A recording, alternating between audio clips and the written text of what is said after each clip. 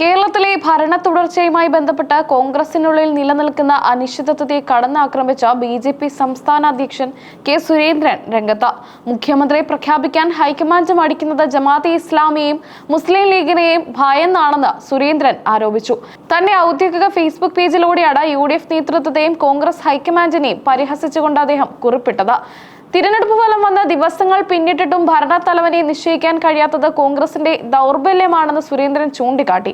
63 എം.എൽ.എമാരും 3 സ്വതന്ത്രരും അടക്കം 66 പേരുടെ വ്യക്തമായ പിന്തുണ സ്വന്തമായി ഉണ്ടായിട്ടും എന്തിനാണ് ഹൈക്കമാൻഡ് ഇത്രയേറെ ശങ്കിച്ചു നിൽക്കുന്നതെന്ന ചോദ്യം അദ്ദേഹം ഉന്നയിച്ചു.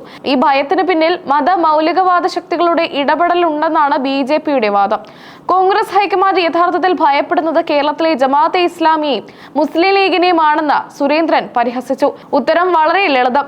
ജമാഅത്തെ ഇസ്ലാമിയെയും മുസ്ലിം ലീഗിനെയുമാണ് അവർ ഭയപ്പെടുന്നത്. അവരാണ് ഈ ബഹളങ്ങളെല്ലാം ഉണ്ടാക്കുന്നതെന്ന് സാമാന്യ വിവേകമുള്ള ആർക്കും ബോധ്യമാകും. സുരേന്ദ്രൻ തന്റെ ഫേസ്ബുക്ക് കുറിപ്പിൽ വ്യക്തമാക്കി. യു.ഡി.എഫിന്റെ വിജയത്തിന് പിന്നിൽ പ്രവർത്തിച്ച ശക്തികൾക്ക് ഭരണത്തിൽ മേൽക്കൈ ലഭിക്കാൻ വേണ്ടിയാണ് ഈ അനിശ്ചിതത്വം നീട്ടിക്കൊണ്ടു പോകുന്നതെന്നാണ് ബി.ജെ.പിയുടെ ആരോപണം.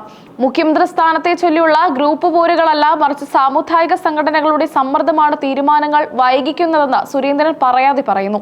മുഖ്യമന്ത്രിയായി ആര് സത്യപ്രതിജ്ഞ ചെയ്താലും അദ്ദേഹത്തിന്റെ ആദ്യ യാത്ര എങ്ങോട്ടായിരിക്കുമെന്ന കാര്യത്തിലും സുരേന്ദ്രൻ പ്രവചനം നടത്തിയിട്ടുണ്ട്. ആരായാലും കരിപ്പൂർ വിമാനത്താവളത്തിൽ ഇറങ്ങി നേരെ പാണക്കാട് തറവാട്ടിലേക്കായിരിക്കും ആദ്യ ദർശനത്തിനായി പോവുകയെന്ന് അദ്ദേഹം പരിഹസിച്ചു. ഭരണത്തിന്റെ ചാലകശക്തിയായി ലീഗ് മാറുമെന്ന സൂചനയാണ് ഇതിലൂടെ അദ്ദേഹം നൽകുന്നത്. കേരളത്തിലെ മതേതര വോട്ടർമാരെ വഞ്ചിക്കുന്ന നിലപാടാണ് കോൺഗ്രസ് സ്വീകരിക്കുന്നതെന്ന് സുരേന്ദ്രൻ കുറ്റപ്പെടുത്തി.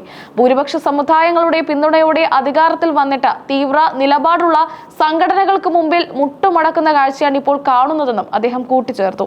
മതേതര ഭൂരിപക്ഷത്തെയും ന്യൂനപക്ഷങ്ങളെയും സുരേന്ദ്രൻ തന്റെ കുറിപ്പിൽ പരാമർശിക്കുന്നുണ്ട്. വോട്ട് ചെയ്ത മതേതര ഭൂരിപക്ഷവും അതോടൊപ്പം തന്നെ രണ്ടാനമ്മ ന്യൂനപക്ഷവും വരും വർഷങ്ങളിൽ ഇതിന്റെ പ്രത്യാഘാതങ്ങൾ അനുഭവിക്കേണ്ടി വരുമെന്ന വിചിത്രമായ വാദവും അദ്ദേഹം മുന്നോട്ട് വെച്ചു. അടുത്ത 5 കൊല്ലം കേരളം ഭരിക്കപ്പെടുക പുറത്തു നിന്നുള്ള ശക്തികളായിരിക്കുമെന്ന താക്കീതും അദ്ദേഹം നൽകുന്നു. യു.ഡി.എഫ് സർക്കാരിന്റെ നിയന്ത്രണം പൂർണ്ണമായും മുസ്ലിം ലീഗിന്റെയും വെൽഫെയർ പാർട്ടിയുടെയും കയ്യിലായിരിക്കുമെന്ന പ്രചാരണം ബി.ജെ.പി. നേരത്തെയും നടത്തിയിരുന്നു. മുഖ്യമന്ത്രിയെ തീരുമാനിക്കുന്നതിൽ ലീഗ് പുലർത്തുന്ന കടുംപിടുത്തം ഈ ആരോപണങ്ങൾക്ക് വളമിടുന്നതാണെന്ന് സുരേന്ദ്രൻ വിശ്വസിക്കുന്നു. മുഖ്യമന്ത്രി സ്ഥാനത്തേക്ക് കോൺഗ്രസിൽ വി.ഡി. സതീശനും കെ.സി. വേണുഗോപാലും തമ്മിലുള്ള വടംവലി തുടരുന്നതിനിടയിലാണ് സുരേന്ദ്രന്റെ ഈ രാഷ്ട്രീയ നീക്കം. കോൺഗ്രസിനുള്ളിലെ ഭിന്നത മുതലെടുത്ത കേരളത്തിലെ സാമുദായിക ധ്രുവീകരണം ലക്ഷ്യമിട്ടാണ് ബി.ജെ.പി. നേതാവിന്റെ പ്രതികരണമെന്ന് രാഷ്ട്രീയ നിരീക്ഷകർ വിലയിരുത്തുന്നു. വോട്ട് ചെയ്ത മതേതര ഭൂരിപക്ഷവും രണ്ടാനമ്മ ന്യൂനപക്ഷവും അടുത്ത 5 കൊല്ലം അനുഭവിക്കാൻ പോകുന്നതേയുള്ളൂ എന്ന് പറഞ്ഞാണ് സുരേന്ദ്രൻ തന്റെ കുറിപ്പ് അവസാനിപ്പിക്കുന്നത്. യു.ഡി.എഫ് ഭരണത്തിന് കീഴിൽ കേരളത്തിന്റെ മതേതര സ്വഭാവം തകരുമെന്ന ബി.ജെ.പിയുടെ സ്ഥിരം പല്ലവിയാണ് സുരേന്ദ്രൻ ഈ പോസ്റ്റിലൂടെ ആവർത്തിച്ചിരിക്കുന്നത്.